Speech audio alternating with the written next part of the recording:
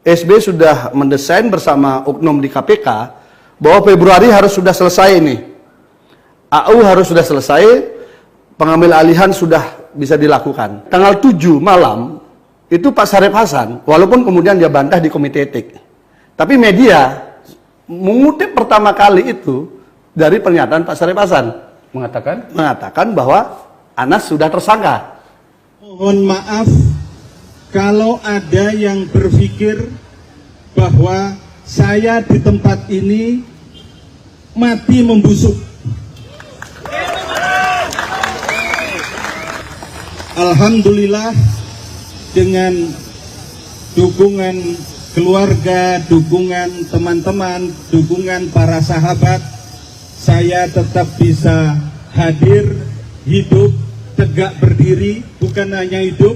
Menurut saya hadir di sini dengan sadar, dengan sehat dan waras. Saya juga mohon maaf kalau ada yang menyusun skenario besar bahwa dengan saya dimasukkan dalam waktu yang lama di tempat ini, menganggap bahwa Anas sudah selesai.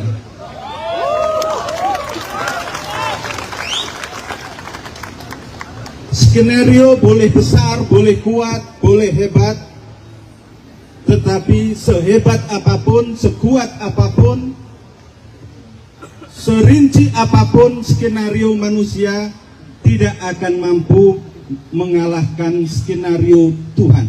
Sallallahu ala Nabi Muhammad.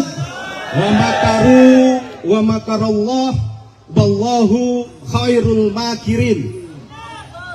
Mohon maaf kalau ada yang berpikir saya keluar merdeka bebas ini kemudian mendatangkan atau melahirkan permusuhan atau pertentangan. Saya katakan mohon maaf, tidak. Tidak. Saya tidak ada kamus pertentangan permusuhan. Tetapi kamus saya adalah perjuangan keadilan. Andai dalam perjuangan keadilan itu ada yang merasa termusuhi, mohon maaf, bukan karena saya hobi permusuhan, tetapi karena itu konsekuensi perjuangan keadilan. Dalam tradisi para aktivis, pertandingan, kompetisi itu hal yang biasa. Kami para aktivis diajarkan itu sejak kecil, sejak bayi sebagai aktivis. Tetapi buat saya, pertandingan itu dalam konteks demokrasi adalah pertandingan yang jujur, fair, terbuka, dan objektif. Pertandingan yang terbuka, jujur, dan objektif tidak boleh menggunakan pihak lain. Tidak boleh pertandingan pakai teknik lama, nabok, nyilih tangan. Sekali lagi, saya ingin terakhir memekikkan ini 45, boleh Pak Kusnali, Pak Konrad. Merdeka boleh ya, merdeka. Merdeka! Merdeka! Merdeka! Merdeka!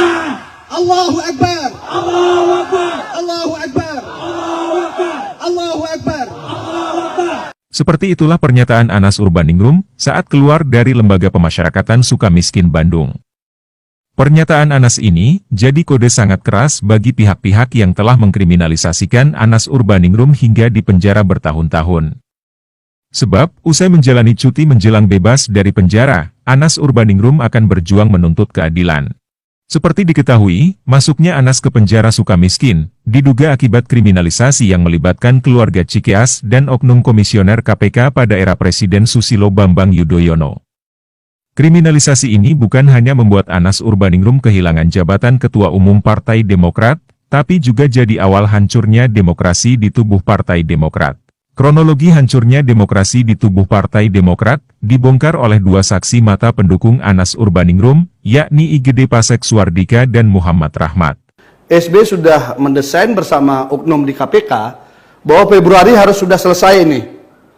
AU harus sudah selesai, pengambil alihan sudah bisa dilakukan. Tanggal 7 malam, itu Pak Syarif Hasan, walaupun kemudian dia bantah di komite etik.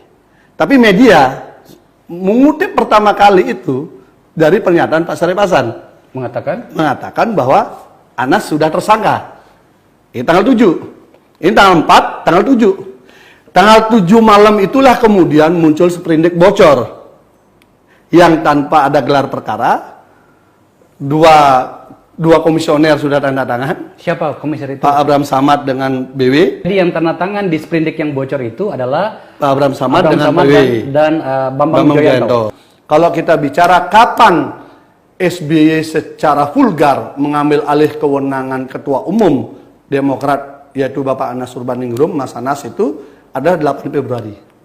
Ketika 8 Februari itu ada rapat majelis tinggi. SBY di sana menyatakan ada 8 butir penyelamatan Partai Demokrat. Jadi 8 butir ini semua isinya adalah ketua majelis tinggi ngambil alih semua. Itu artinya itulah kudeta yang sudah akhirnya beliau turun tangan langsung, beliau rapatkan, beliau ambil tanpa melalui kongres. Anas, Anda masih wakil ketua majelis tinggi, tetapi seluruh kewenangan DPD, DPC, fraksi ada di ketua majelis tinggi. Dalam anggaran dasar, apakah majelis tinggi memiliki kewenangan itu? Nggak boleh. Bagaimana dengan proses-proses hukum yang tadi sudah dimulai oleh Pasek tadi? Jadi akumulasi ketidaksenangan Pak SBY kepada Anas Urbaningrum itu berujung kepada kriminalisasi kalau menurut saya. Jadi kalau kita bicara intervensi pemerintah dalam partai politik, terjadinya di era SBY. Bukan sekarang. SBY menguasai partai lalu diwariskan ke anaknya yang namanya AHY. Bukan diwariskan ke generasi-generasi muda yang ada di dalam Partai Demokrat. Ketakutan dari seorang SBY apabila kepemimpinan yang beliau miliki itu berpindah tangan ke generasi yang lain.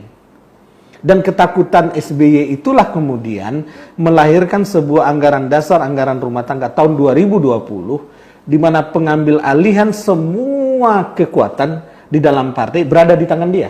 Bukan 3 lagi ya, keempat-empatnya diambil. Semuanya.